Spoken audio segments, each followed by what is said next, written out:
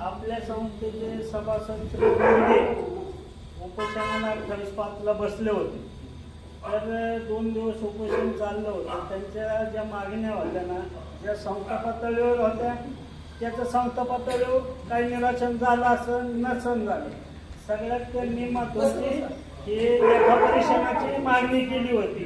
तर आम्ही त्यांना आहे ना लेखापरीक्षण आहे ना विषय वार्षिक सर्वसाधारण सभेत किंवा विशेष सर्वसाधारण सभेत घेऊन पुढील कार्यवाही करण्यात येईल असं पत्र दिलं होतं.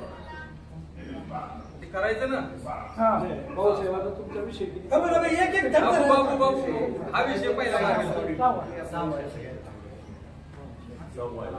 हाच विषय आहे. पुनर्लेखा परीक्षेमध्ये मागच्या करायचं असं लिखित करायचं ना.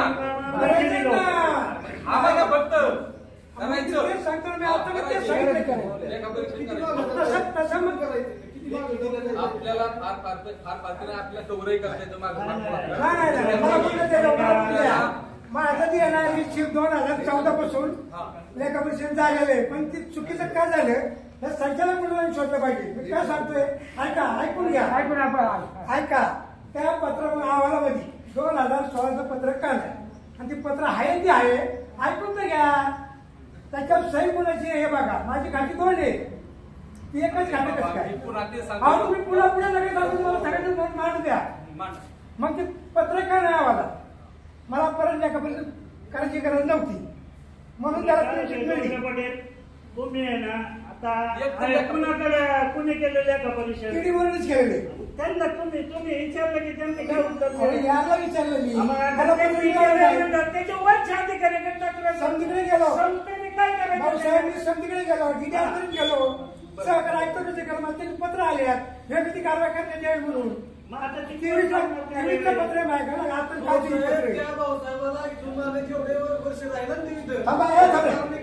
आता परिस्थिती सुद्धा माझ्याकडे पत्र आले, काल परवाची पत्र आले. कारवाई करण्यात यावी. संचालक मंडळाने काय केलं? संचालक मंडळाला कारवाई करायचा अधिकार आहे की ते आपण त्याला कामावर. आता मी पुन्हा सांगतो याच्यासाठी साधी गोष्ट आहे की ऑडिट झालं पाहिजे. ऑडिटर त्याच्यावर शेरा मारेल की यांच्यावर कारवाई करावी, फौजदारी करावी, तर संचालक मंडळ करणारे कारवाई म्हणून ऑडिट झालं पाहिजे. मी विषय तो सांगतोय पुन्हा की करायचं ते करून घ्या. तसं मला जनरल मिटिंग पाहिजे त्यासाठी बोलवले आपण. जनरल मिटिंग नाही, संचालक मंडळ नाही काय करत. संचालक मंडळ संचालक मंडळ ऑडिटर आहे का? ज्याच्याकडे मास्तरनी पेपर तपासायचा असतो बा यांनी नाही ना, ऑडिटर आहे चौकशी करणार गोष्ट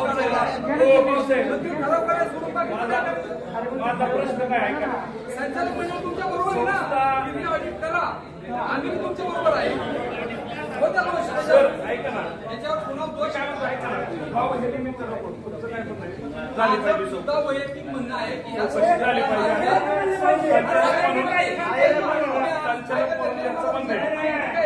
संस्थेच्या वतीने मला काय सांगायचे आहे, आपल्या संस्थेचे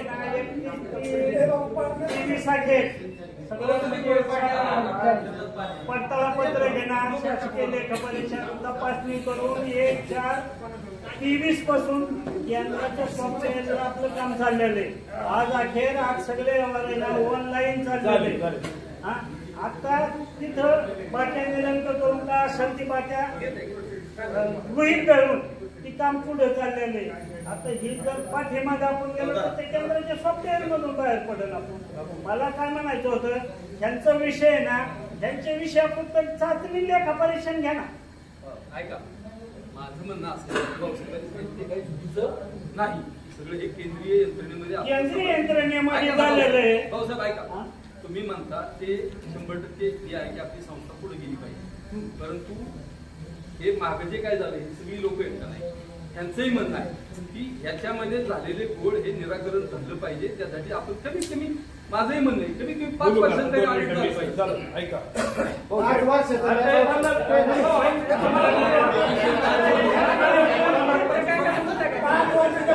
भाऊसाहेब. नाही, 5 वर्षाचं घ्या.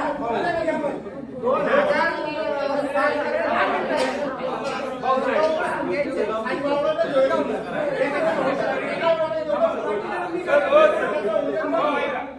सरकारी ऑडिटर मार्फत ऑडिट करण्यासाठी प्रत्येक वार्षिक म्हणा किंवा 5 वर्षाच्या ऑडिटसाठी खर्चाच्या अमाऊंटचा विचार करता म्हणजे माझं अध्ययन म्हणा अमाऊंटची तुमची परिस्थिती काय आहे, किती पैसे लागतील म्हणजे संचालका सभासदांना कळलं पाहिजे.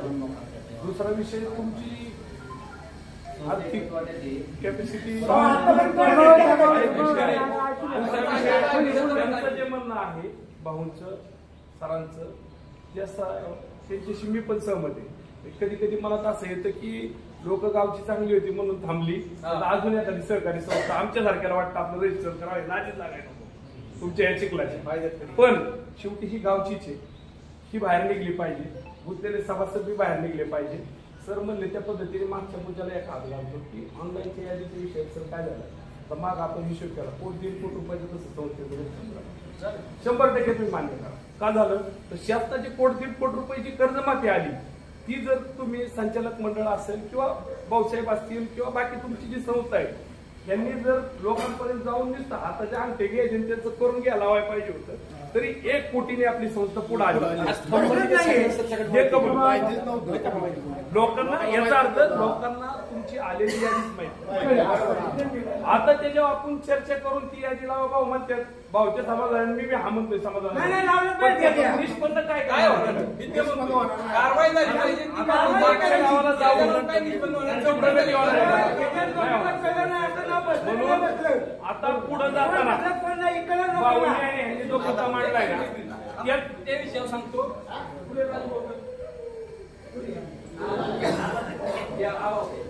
लोकांनी मी ते सांगतोय की कालची मागच्याच तर ते चौकीत झाली पाहिजे, पण कालच्या 19 सांगतो की दत्ता पुढारी दोन नाव होती त्याची कर्जमाफीला. राजा बाबूने सांगितलं की तुझे पैसे भरून ती थंब करून ये, केलंच नाही तर त्याची माफी बसणार नाही. काय नाही बनवणार. आता ऐका ना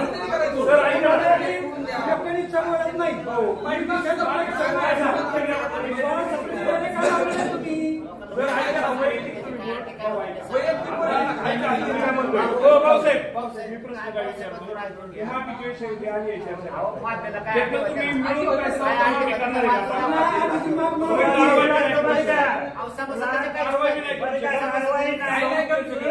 सोळाची कर्जमाफी पुण्यात बनवून द्यायचा होता, पात्राचा तो वरून नाव येत होत आणि 19ची कर्जमाफी या ज्या आम्ही वर पाठवल्या होत्या जी पात्र आहेत ना त्यांची थम्सला यादी येत होती. त्यामुळं दोन्ही आहेत ना म्हणजे कर्जमाफीच्या ज्या आहेत ना वरूनच जाहीर होत होत्या, माहिती आमच्याकडून घेत होती. ठीक आहे 14ला माझे जमा पैसे आता 24-25-14 माझ्याकडे पेपर आहेत ते बोलतोय मग ते पैसे मला माहिती नाही कुठले आहेत ती. माझ्याकडून 16ला पैसे भरून घेतले ती पत्र माझ्याकडे द्यावं लागतं. लोक अज्ञान राहिली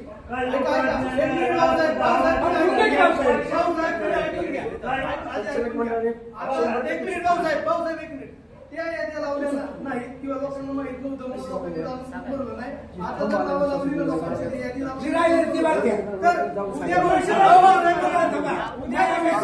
पुढच्या महिन्यात यादी कशात लोक भरून पैसे भरायला माझ्याकडे यादी त्या यादीत आमच्या नवरा बायकोची नावं नाही.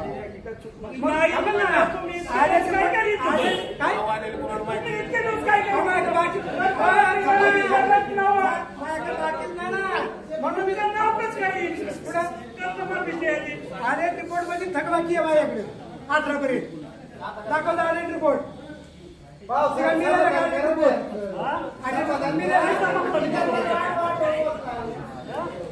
यादीत नाव बी नाही थकीत बी नाही. 16ला पैसे भरले आणि 18 पर्यंत थकीत नको काय नाही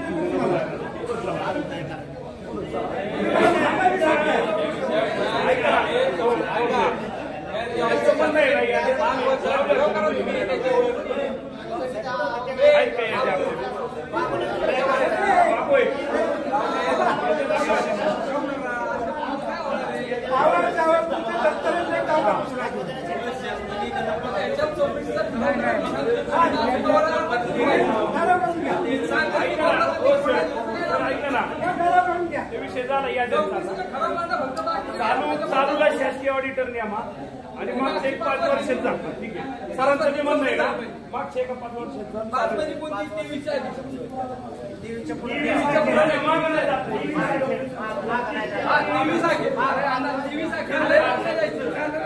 ऐका ना चालू आणि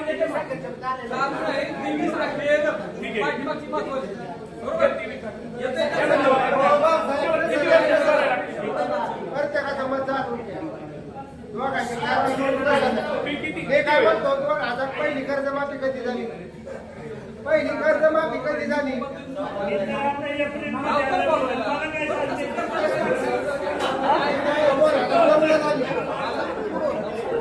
2009 झाली 2009 पासून परवानगी करायची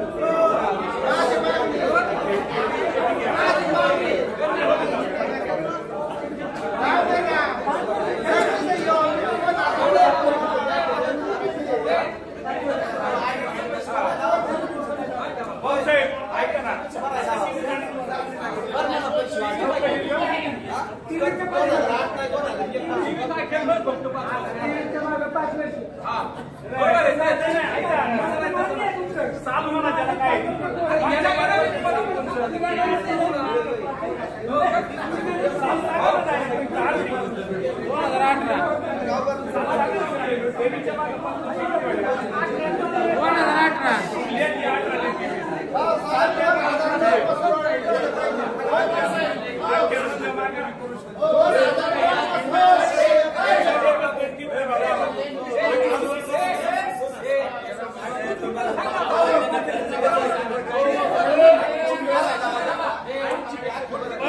ऐका ए बाबू 2 मिनिटं ऐका चौकशीचा जो विषय सांगितला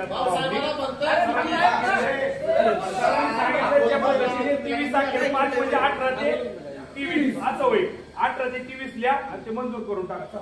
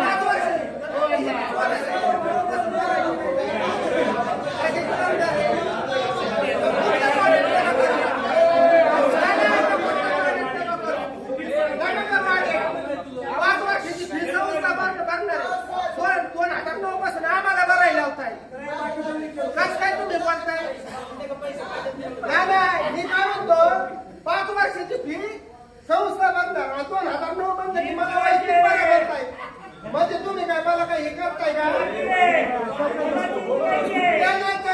साहेब आमचं समाधान उत्तर मुद्दा माझा आलो 2009 ते 2000 एक मिनिट थांब ना काय झालं का मान्यता नाही का मान्यता नाही अजिबात नाही मी बाळासाहेबांशी बोलणार आहे मी बाळासाहेबांशी बोलणार आहे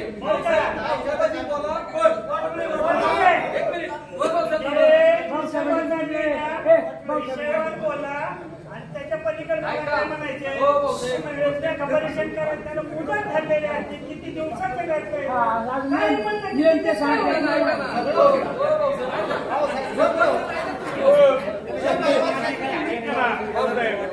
संस्थेच्या स्थापनेपूर्ण करता आलं बघा संस्थेच्या स्थापनेबद्दल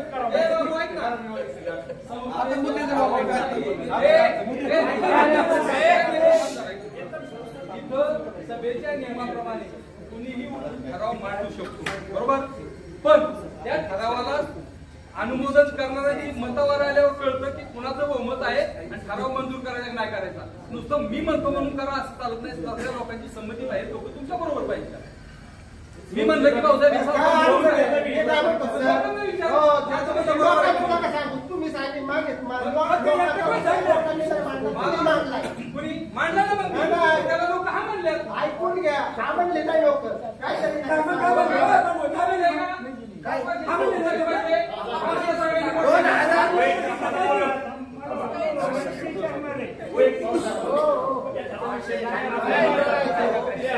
2009 पासून ऑडिट करा.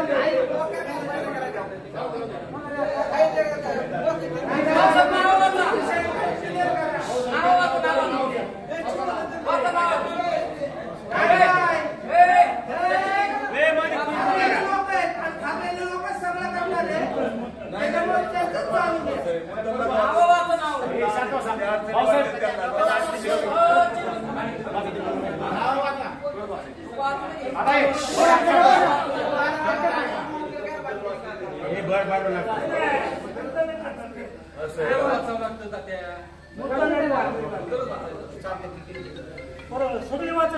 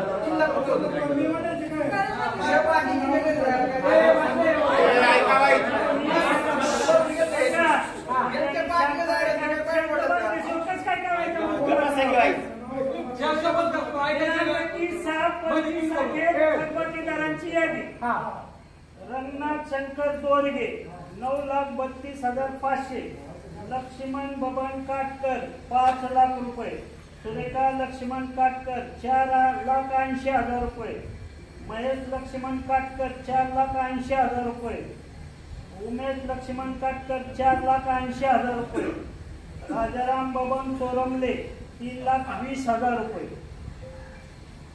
दादा गंगाराम कुधळे 3 लाख रुपये, अंजना बबन सोरमले 2,96,000, हिरा गणपत पांढरे 2,96,000, सोनाली वाल्मिक साळुंके 2,83,500, सुनील किसन हरपळे 2,80,000 रुपये, रवींद्र लक्ष्मण दोरगे 2,72,000 रुपये, नामदेव भिवार पिंगळे 2,71,500, भाऊसो बबन हरपळे 2,52,000 रुपये,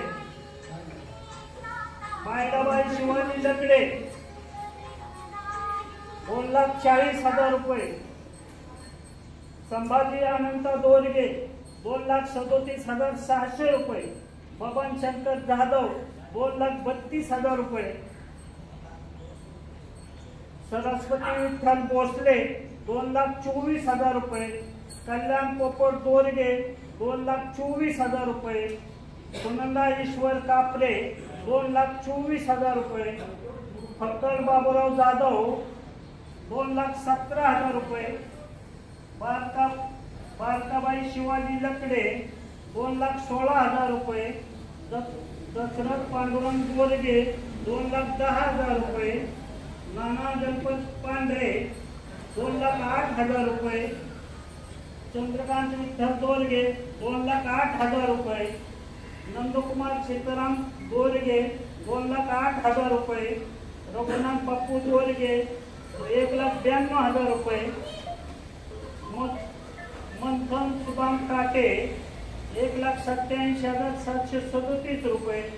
सागर सुदाम काटे 1,87,737 रुपये. विशाल सुदाम काटे 1,37,737 रुपये. बप्पू रामा पिंगळे 1,84,800 रुपये. रोहिदास बापू बोरगे 1,84,800 रुपये. हरिदास अंकुश पाटोळे 1,84,000 रुपये. राहुल राम हरपळे 1,76,000 रुपये. प्रमोद रामचंद्र बोरगे 1,76,000 रुपये. प्रमोद रामचंद्र गिरगाबाई नाथ गायकवाड 1,75,000 रुपये. नामदेव निवृत्ती बोरगे 1,71,600 रुपये. सुरेश सीताराम बोरगे 1,38,000 रुपये. 68,000 रुपये. विजया मोहन बोरगे 1,67,000 रुपये. धनाजी रावसो बोरगे 1,63,200 रुपये. नामदेव शिवराम बोरगे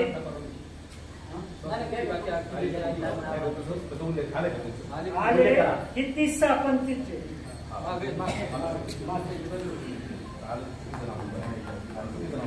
नाही तिथं नाव येतील नव्हे. आता पण मॅडम आलो व्हायला पाहिजे वाटत गेली. सुरेश गबाजी सटाले 1,44,000 रुपये. कासाबाई वामन जाधव 1,44,000 रुपये. कैलास शिवाजी बोरगे 1,44,000 रुपये.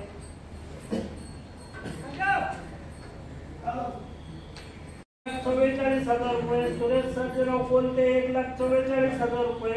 सिद्धार्थ संभा गायकवाड 1,44,000 रुपये. संजय बबन बोरगे 1,44,000 रुपये. अशोक दिनकर शेंडगे 1,40,518 रुपये. मोहन सावळा बोरगे 1,36,000 रुपये. सुरेश हरिभाऊ बोरगे 1,32,000 रुपये. आबादौलत जाधव 1,32,000 रुपये. ताराबाई हरिभाऊ बोरगे 1,32,000 रुपये.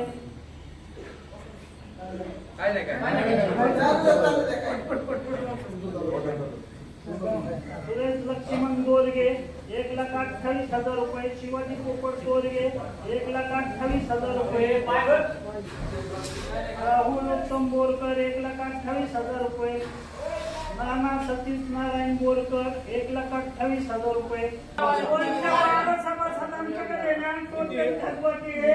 3,73,343.